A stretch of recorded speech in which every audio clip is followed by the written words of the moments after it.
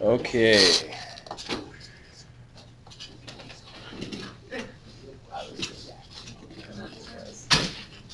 Here you go. Okay, so real quick, what I want to do today, let's take a look. We'll make this very brief, but we're going to come up with something pretty cool that you're going to use a ton. That you're going to be grateful for having this because it's going to make your life a little easier with the stuff we're doing now.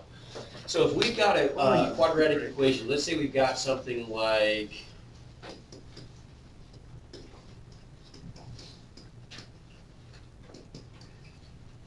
we can solve that, right? By completing the square. Right? I mean, you guys are still kind of, probably getting some last minute practice on that, but that's what we've covered. You're getting pretty good at it. It's a little bit of a process though, right? Every time you solve an equation by completing the square, you've got to go through those 3 big steps, right? And it is a process.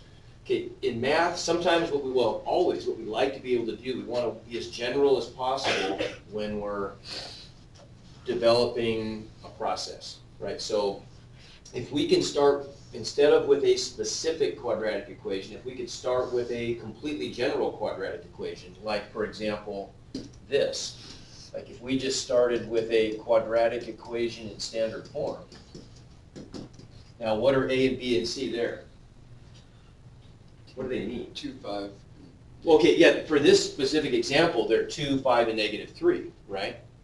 Right? And so if we solve this example, we're getting a specific answer that's for that problem only, right?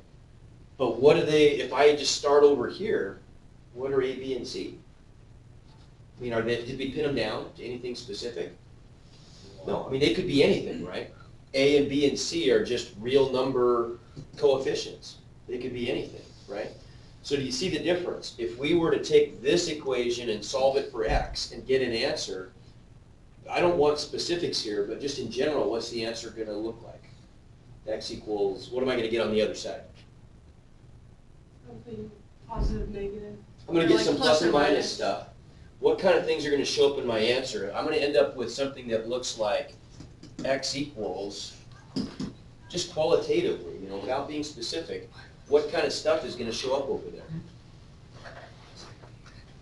If I solve it over here, I'm going to get numbers, right?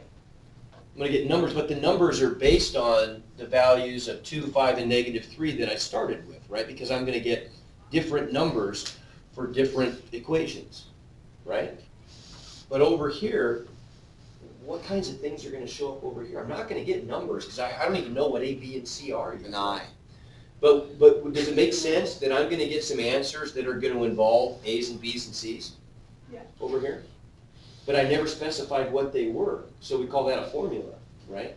If I'm able to get to a point where I can have x equals some answer over here with A's and B's and C's, that answer works for any case, doesn't it? Because like, for example, this problem here, if I get some formula over here, if I can solve x and all I get on the right side is some combination of A's and B's and C's, how could I immediately get an answer for this equation? Never mind. Well, you already told me that A equals 2, B equals 5, and C equals -3, right? Could I just plug those in? Do you see what I'm getting at? If our answer has A's and B's and C's, then if we can just, we've got this formula now that we can use, all I would have to do is just start with some equation and determine what A and B and C are and plug those in, and I just solved a quadratic equation in standard form that said equal to 0, right? Well, this is a quadratic equation, and this formula is giving us solutions. So what do you suppose we would call that formula? What do you think? The formula for solving a quadratic equation. What do you think we might call that? Quadratic formula. Quadratic formula. Yeah, what do you know? Okay. How about that? So let's try that. Let's just see if we can do this one time so we can come up with a formula that we can use all the time without having to complete the square. It's always an option, right? But we wouldn't have to then. So if we start off with our quadratic equation in standard form, right? And we know that we want to solve this by completing the square. What was our first step in completing the square, always we said? You gotta We gotta get it into what form, though, before we can complete the square? separate x or something like that. X squared plus bx equals c. Oh, okay, so you're already thinking about how to do that, but the goal was, we wanted to get the x squared, so the coefficient of x squared is 1, right? So we had x, remember this, we had x squared plus, we used to call it, I mean, we still would call it bx, but I'm not gonna use b, because it's not necessarily the same b as over there, right? We just have to get it in the form of x squared plus some number times x, right? On the left side, we leave a space, remember, and that equals some other number on the right side. C. That was our first step, right? Okay, so we got to do that here. Well, what does that involve? If I want to put this into the form where x squared is by itself, I've got the x squared with the coefficient of 1 plus the x term on this side, and then the other stuff on the other side. What are the steps to get to that place? What do I do? Yeah, Aspen already said one thing. Subtract c. Subtract c. Right, we got to get the number over there, right? C, a, b, and c are numbers, real numbers. And so this just represents a number, right? So we'll subtract c from both sides. Okay, so that cancels those guys, and then we end up with ax squared plus bx equals negative c. Okay, what else? Okay, so you're right, but we got one more thing. We have to get, notice that we have to get a 1 in front of the x squared instead of an a. So how do I undo multiplying by a? Divide by a. Good, and if I divide the left side by a, really I'm just dividing all the terms by a. We'll just skip a step and do that, right? So that cancels the a's, and then I end up with x squared plus b over a times x. Remember, that's just a number, right? A, b, and c are numbers, so that's just going to give us some fraction, okay? Equals negative c over a. Okay, now we finished step 1, didn't we? We got it into the form we needed it in. We've got 1 times x squared plus some number times x equals some number, okay? Now step 2 was what? What do we do next when we're completing the squared? I know this looks a little weird when there's no numbers up here. Good, so we're going to complete the square. We want to turn the left side into a perfect square, right? Something squared. And so we had some blanks to fill in, right? Remember we said we had a blank there, there, and there. And it's right. There we go. Right? So we want to get it to look like this, a perfect square, x plus some number, quantity squared, equals some number. We already can predict what that's going to be, though. Which blank do we fill in first? That one. That one, the blue one, right. Okay, how do we get to the blue one? Plug that in. What do we do with the number in front of x? Divide by 2. Dividing by 2 is the same as multiplying by, 0.5. okay, but that's a fraction. 1/2, there you go. So we're just going to multiply 1/2 times b over a, right? And that's what goes there. Well, what is that? When I multiply by a fraction, I multiply straight across. So what fraction do I get when I multiply 1/2 times b over a? Good, b over 2a, right? On the top, I just get 1 times b. On the bottom, I get 2a, right? No, that looks weird. We're used to seeing a number there, but we haven't specified what the numbers a, b, and c are yet, right? I think you should just put numbers in. This is terrible. Well, I understand. Okay, I understand that. It's easier maybe for that particular problem. But if I just put numbers in to solve a problem, then I got to do it every time, right? Just wait on this one. I'll reserve your judgment on this. See what you think. But we're all done. I already judged. Oh, don't be Not hasty now. Come on, give it a chance. So how do then? What's the next one we fill Oh, no. b over 2a squared. in? Okay, good. So then, in order to get this perfect square, we needed to fill in another number up here to create a perfect square trinomial, right? So that number is whatever this is squared, right? So if I square this, I'm just squaring the top and squaring the bottom, right? So what is the top squared? Well, b squared. There you go. What if I square the bottom though?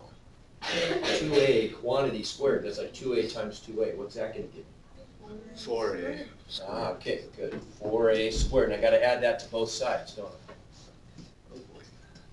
Okay. 'cause I gotta treat both sides equally.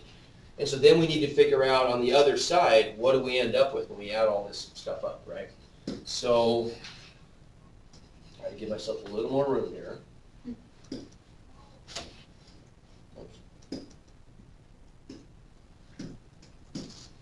So how do I add up those fractions? You know, any fractions, what do I have to have? Oh, I need an a squared there, don't I? Got my square.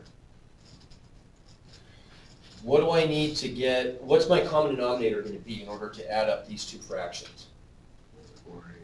4a squared, isn't it? Right. So I've already got that here. What do I need to multiply the top and the bottom of this fraction by to get 4a squared on the bottom? 4a, yeah. A. So I got to multiply by 4 and then by a to get an a squared. I got to do the same thing on the top and bottom. So I'm just multiplying by 1, not changing anything, just changing the way it looks. And what's that give us then? So we end up with 4ac over 4a squared, right? Negative, got the negative, plus b squared over 4ac, right? And I have a common denominator, don't I? So I could even just write that with one common denominator.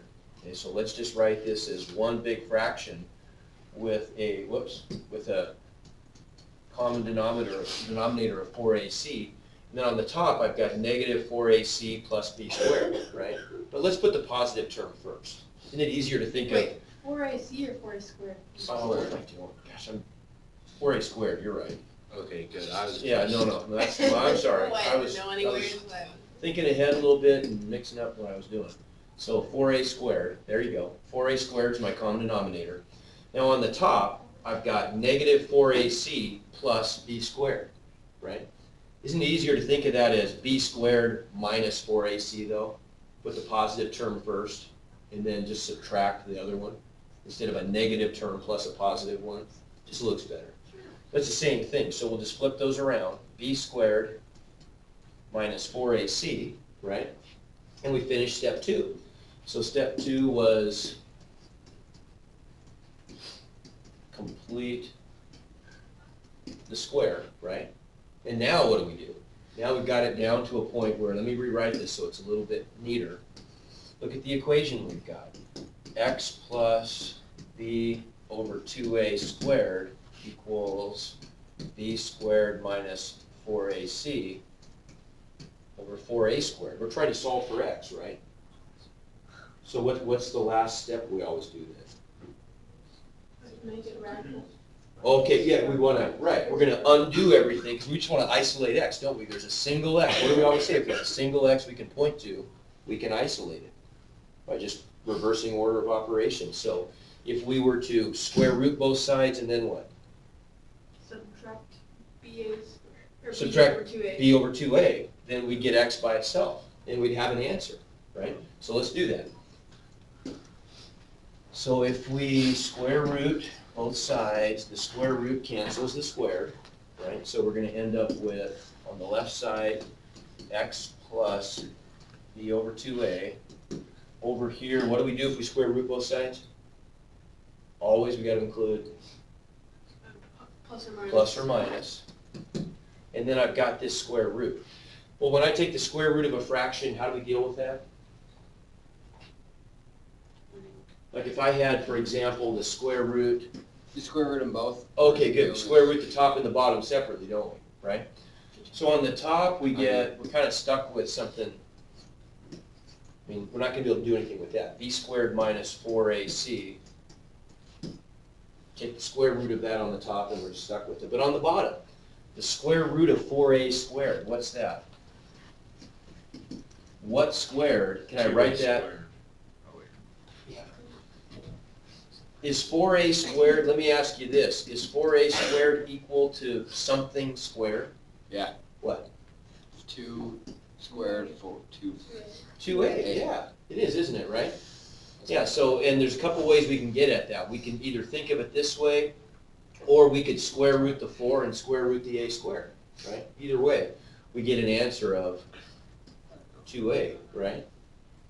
So on the bottom, that simplifies a little bit. And then the last step you told me was to subtract b over 2a from both sides. Same thing as adding negative b over 2a, right?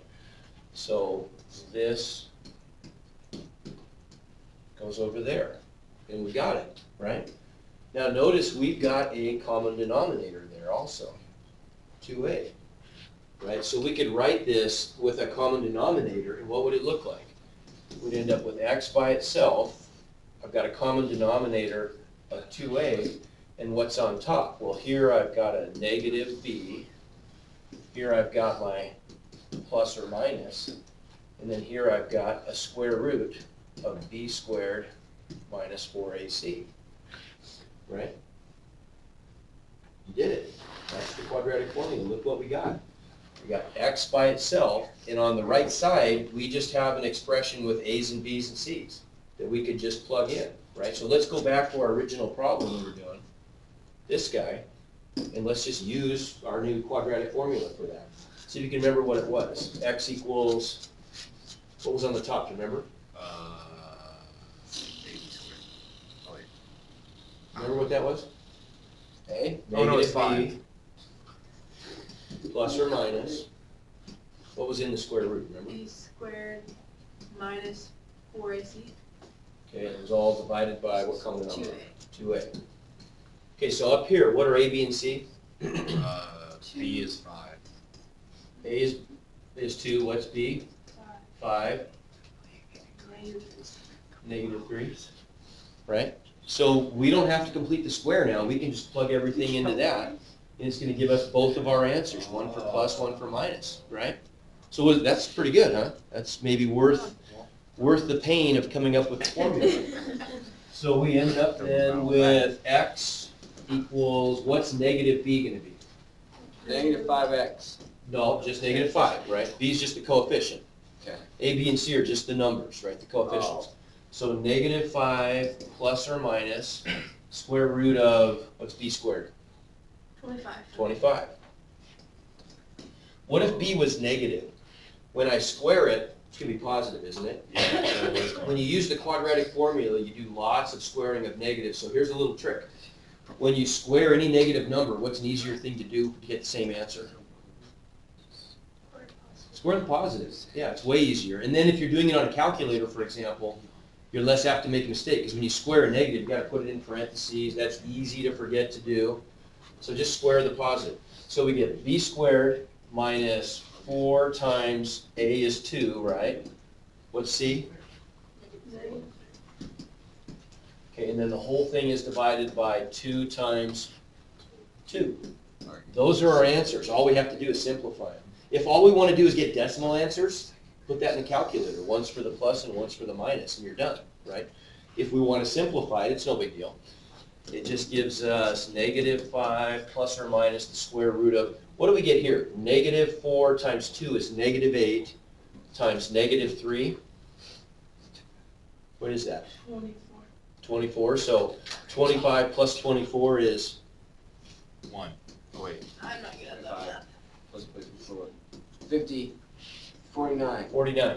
Okay, so negative 5 plus or minus the square root of 49 over 4. 7.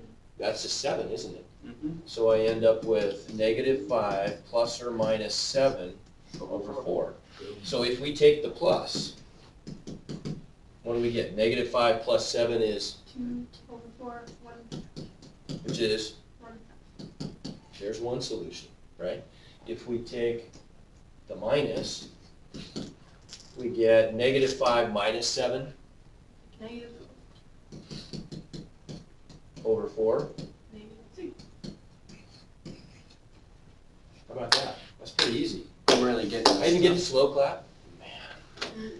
I'll That's give you pretty a golf good. club. I feel pretty good about that. Okay, so